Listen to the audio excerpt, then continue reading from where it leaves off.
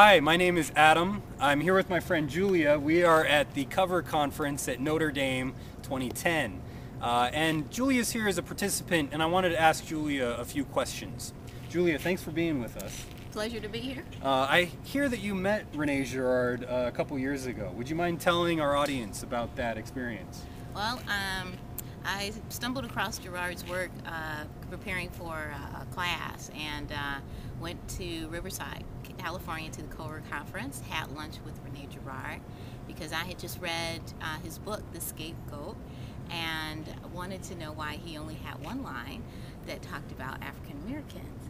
And we sort of chided each other, but he did say that he wanted his theories to speak to minority groups and the experiences. And I pushed him a little further because he was in America during the Civil Rights Movement, and I said, how come you just couldn't look out the window? But he did acknowledge that. And so, but I was drawn to COV&R because not only does his theories expose what I think are very important aspects, but I wanted to put Rene Girard in conversation with the African American experience, and specifically with scholars who study African American experiences, as well as scholars of the African diaspora. So that's how I came. Can you talk, what is more about that? What does mimetic theory have to say to the African American experience? Well, one of the key concepts in mimetic theory is the surrogate mechanism.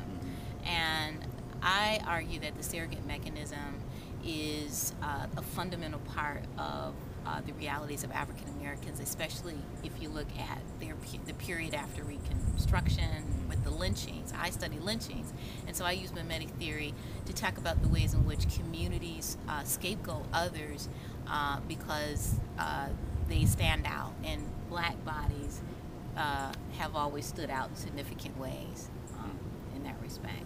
So Girard is instrumental in sort of exposing what critical race theorists call the technologies of race, how race is structured. So it's not just about, dress or things, but it's also about how people put values on the way people dress. So.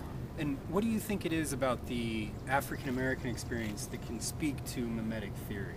Well, there's a whole range of scholarship on African Americans' experience of suffering, and what the key point is that African Americans have been talking and writing and historicizing about the African American experience, and in that they have touched upon the surrogate mechanism in mimetic theory.